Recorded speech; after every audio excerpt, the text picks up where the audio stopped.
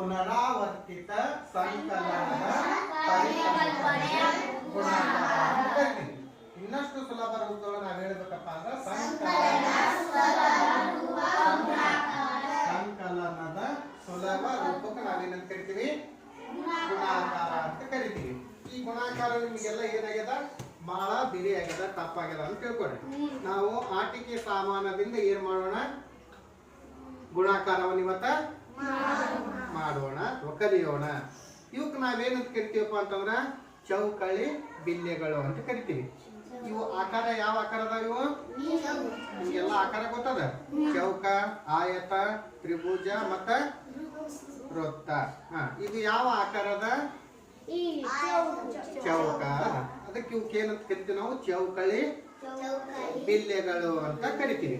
ಇವು ಏನಪ್ಪ ಅಂತಂದ್ರ ಇವು ಏನು? ಹಳದಿ ಆಕಾರದ ಡೈಸ್ ಅಂತೀವಿ. ಹಳದಿ ಆಕಾರದ ಡೈಸು. ಈ ಗಣಿತ ಕಲಿಕಾ ಆಂದೋಲನದೊಳಗೆ ಇವಕ್ಕೆ ಏನಂತಾರ? ಬೇಸ್ ಅಂತಾರ. ಏನಂತಾರ? ಬೇಸ್ ಅಂತಾರ. ಇವನ್ನ ಎಲ್ಲ ಬಳಸ್ತೀವಿ ನಾವು ಲೆಕ್ಕದೊಳಗೆ ಬಳಸ್ತೀವಿ. ಇವನ್ನ 10 ಎಷ್ಟು ಅದಿದ್ದು? 1 ಅನ್ನೋದು ಏನದು? ಬಿಡಿ.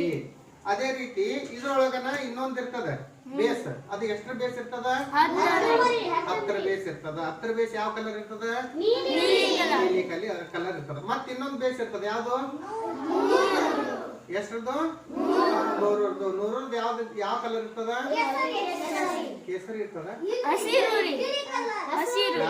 ಬಿಳಿ ಕಲರ್. ಯಾವ್ದು? ಹಸಿರು ಕಲರ್ ಇರ್ತದ. ಅವು ನೀವು ಏನಪ್ಪಾ ಅಂತಂದ್ರ ಗಣಿತ ಕಲಿಕಾ ಆಂದೋಲನ ಕೇಂದ್ರದೊಳಗ ಬೇಸ್ ಅಂತೇಳಿ ಕಲಿತಾರ. ಇದ್ರ ಮೂಲಕನು ಗುಣಾಕಾರ ಕಲಿಬಹುದು, ಇದ್ರ ಮೂಲಕನು ಗುಣಾಕಾರನು ಕಲಿಬಹುದು. ಇದು ಏನಪ್ಪಾ ಅಂತಂದ್ರ ಇದು ನಿಮ್ಗೆ ಯಾವ ರೀತಿ ಕಾಣುತ್ತಿದ್ದು?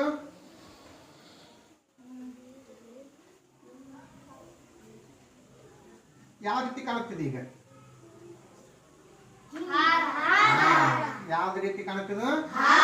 ಹಾರದ ರೀತಿ ಕಾಣುತ್ತಾ. ಇದನ್ನ ನಾವೇನಪ್ಪಾ ಅಂತಂದ್ರ ಗಣಿತ ಕಲಿಕಾ ಆಂದೋಲನ ಕಿಟ್ನೊಳಗ ಸಂಖ್ಯಾಮಾಲೆ ಅಂತ ಕರಿತೀವಿ. ಏನಂತ ಕರಿತೀವಿ?